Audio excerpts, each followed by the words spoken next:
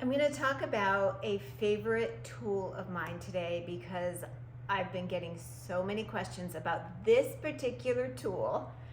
I thought, well, let's just do a whole thing on it. So I know that you guys have seen me use these in my paintings, and this one is my favorite because it's so big. But these are called Brayer rollers, and they're just a craft thing, and it's just it's a really cool thing to use to get an uncontrolled different marking in your painting.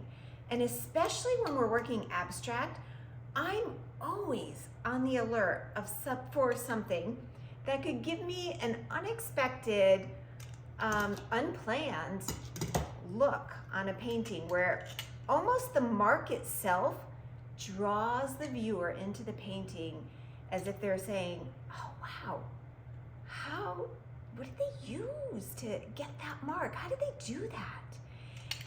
And you know, once you have them intrigued in something like that, the connection is a lot stronger.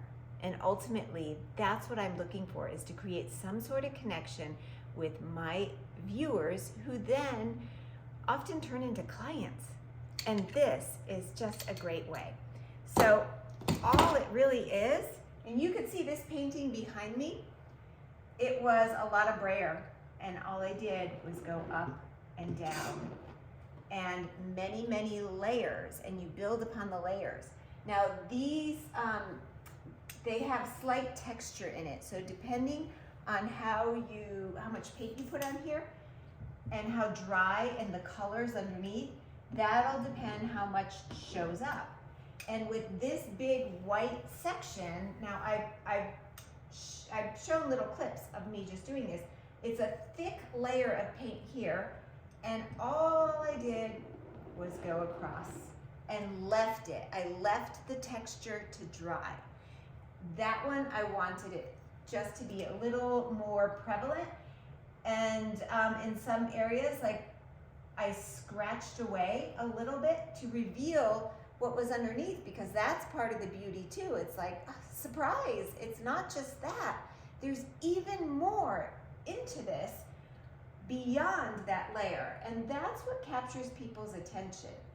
And so, you know, for me as well, I like to add elements of nature, and you might discover something that you like to do in your painting. And so just in addition to the Brayer in this one here, I also added in sand from one of my hikes when I was in Zion.